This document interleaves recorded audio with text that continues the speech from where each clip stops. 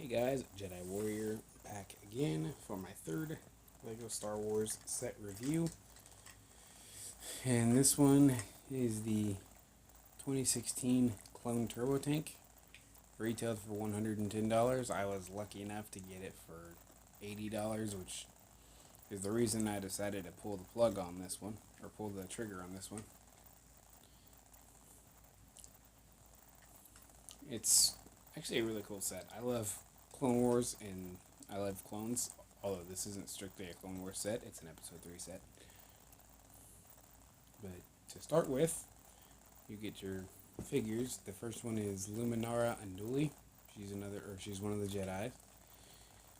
She comes with a soft cloth cape. The hood piece she comes with, I think it's supposed to be more like a headdress, is unique to her, pretty much.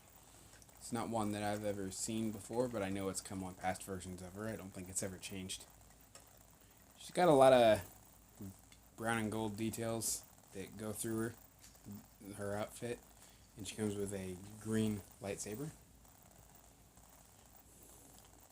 Next is Quinlan Vos, a character that I've always liked. He comes with another green lightsaber, and that hairpiece, man, my dad called him a hippie, which he's not wrong. That hairpiece is extremely long. He's got black hair, and he was a near human species, but what distinguished him was a yellow stripe tattoo across his face from left to right. And he does have that tattoo, which is, in my mind, really good attention to detail. Next you have Commander Gree, which is the same as the 2014 one. And I would like to address a point here, seeing as this is the first set I've reviewed that has a clone trooper in it. Actually, two. I know a lot of these clone troopers, you can see the prints on them and they look different. But for me, it's really hard to distinguish which clone trooper is which. So I could be holding a regular, plain old clone trooper right now and think it's Commander Gree, but I think I have the right one. But your other trooper is an Elite Corps clone trooper, which almost to me looks like a scout trooper. He has the same helmet.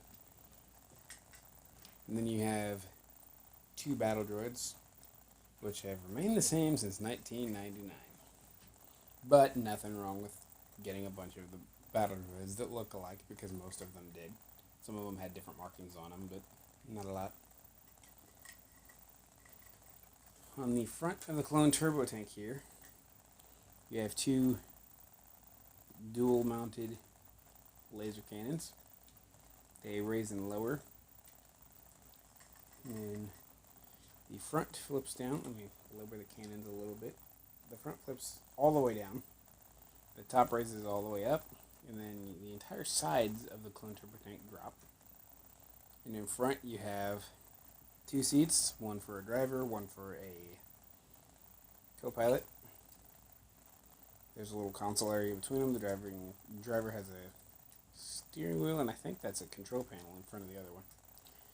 Moving back, on top you have like an observation, like a periscope for it, almost like a submarine would.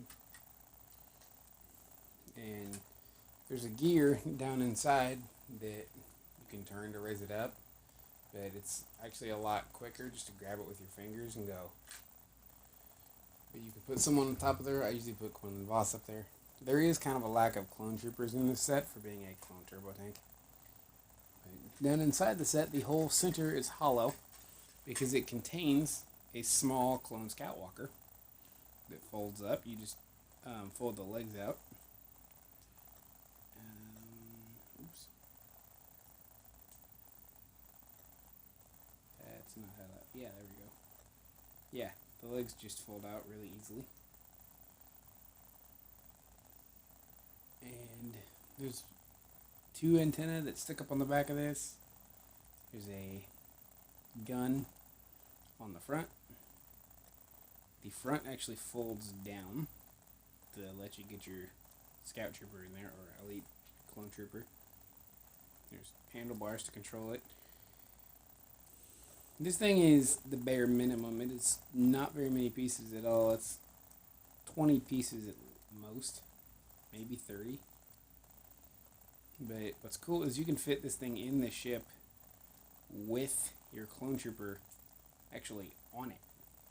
The antenna fold down, the legs fold up. You just fold them up forward. The gun drops, and it just slides right in there. Maybe. Come on, dude, you're embarrassing me. There we go. Still didn't go in. I sometimes have some trouble because it catches on the open studs. But just back of the periscope is a cannon that looks like it's supposed to be manned or cloned. No pun. No pun intended there. You can put a clone trooper behind it, and he can somewhat grab onto it. I managed to get his hand on there. And then there's a carrying handle just forward of that, or just back of that. You pull that up, and you can carry the tank using it, but I've never found that I needed it because you can usually just grab it and go. The one problem you might have is or just grabbing it on either side, which I took mine off because they were supremely annoying. Remember my comment about exposed spring-loaded shooters on the Poe's X-Wing? These are even worse. They are out on the sides of the widest part of this vehicle and extremely exposed. I literally tried to slide this thing back in between two other sets on my shelf, and I lost all 4 missiles. I said, alright, you're coming off. There was no way that was happening. But that's the only use you would find this carrying handle for. And then what is effectively the neck of the set. Well, not really. If this back part was the front, it would be like the neck. Because this front back part does look like a cab. Either side flips down.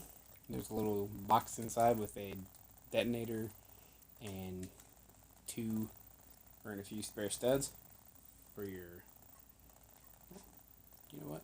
Yeah, for the stud shooter weapon that's back here. I was about to say, you know why there's spare studs, but there is a reason.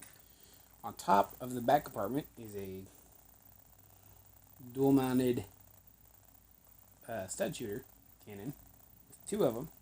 And as before, you just push down on the gray bits on top of the stud shooters, and they will fire off.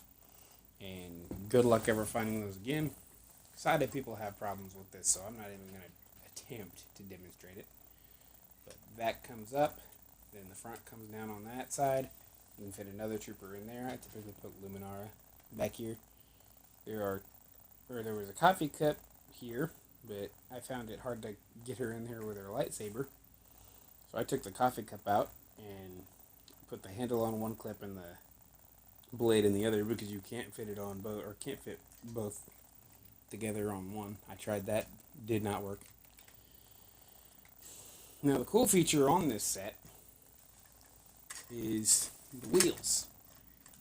They're kind of free floating, except for the center section, which is on a pair of shocks. Listen.